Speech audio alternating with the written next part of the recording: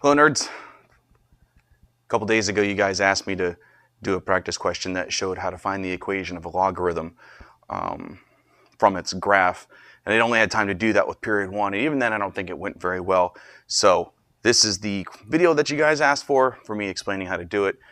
You can pause it and rewind it, or I guess rewind isn't a word you guys use much anymore, but the point is that you could use this to try to help you master finding the equations of logarithms. So let's just go ahead and throw away that. There we go. Alrighty, so what do I have here? On this graph, I have a parent logarithm, which is the blue one, f of x equals log base 2 of x. And I have some transformed version of it, which is the red one that I've labeled g of x. I also have the vertical asymptote for g of x on this graph. Speaking of that vertical asymptote, that is actually where I'm going to start. Because the vertical asymptote is always going to be found at the number that makes the argument of our logarithm equals 0. The rules about the domain of a logarithm are that the argument must be positive, which is why my blue graph exists only to the right of the x-axis, because that is where the positive x values exist.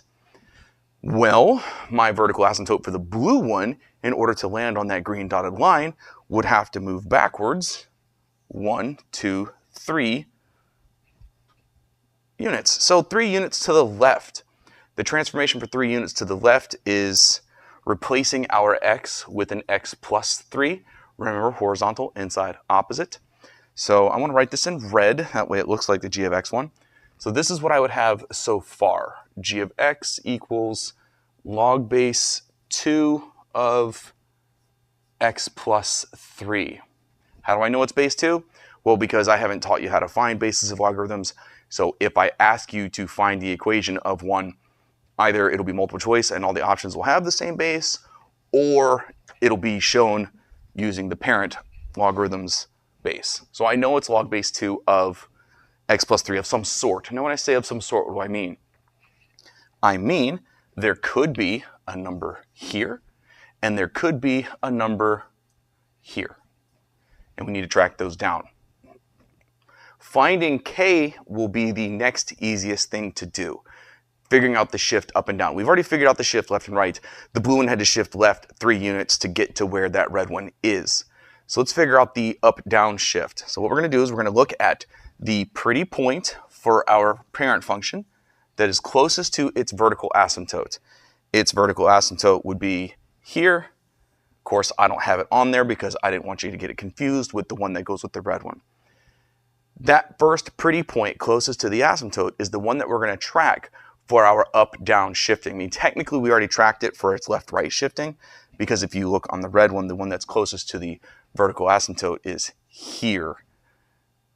No, it's not. It just didn't look high enough. Sorry. It is here. There we go.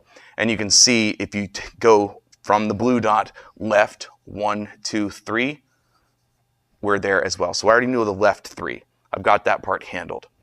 But what about the up and down? So let's track that blue dot. It has to go up 1, 2, 3, 4. Let's go up 4. That tells me that my k value is plus 4. So I have this. G of x equals some a that I will have to solve for. Log base 2 of x plus 3 plus 4. Last thing I need to do is track down a. So what do we know? Well, I'm hoping that you can see that the red graph is upside down. This guarantees to us that our a value is negative because I clearly have a reflection over the x-axis. But that's not enough. I can't just assume it's -1, and it's probably not, otherwise I wouldn't be making the video, right? So how do we solve for a? We solve for a the same way we solve for a on any graph type, quadratic, square root, anything like that. Your job is to find a pretty point, not the one that we've already used to find our shift up and shift left, but find another pretty point and substitute in its x and y values to solve for a. The next pretty point, and let's see, I'm going to do this in a different color. What's fun? It's like fuchsia color is fun. Our next pretty point is right there at -1, 2. I'm going to use that xy value up here. The y value is 2. My x value is -1. And let me fill in the rest. And I'll move over to black. That way there's good contrast. A log base 2 of I got my -1. Here's me adding 3 to that, plus 4.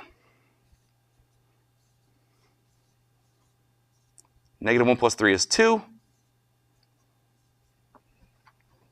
This says, what power of 2 gets me a 2? Remember what logarithm does? Logarithm says, what power of my base gets me this number? Well, the answer is the first power does. I would have to raise this number to the first power in order to get the argument. That means this green box equals 1 because the result of all logarithms is an exponent. So this one says log base 2 of 2, yes, 1. What I have here then is 2 equals a times 1, which is just a, plus 4. You subtract a 4 from both sides, and you have identified that a must be -2. So you finish up by writing g of x equals -2 times log base 3 of x, nope, not log base 3, log base 2 of x plus 3. And I have a, come on now, that looks awful. And then I have a plus 4 at the end. Apart from the bad handwriting on the board, and maybe the loud noise, I don't know how loud my sound is, I hope that you find this process pretty easy because you do need to have this for the test. Thank you so much, and I will see y'all nerds in class.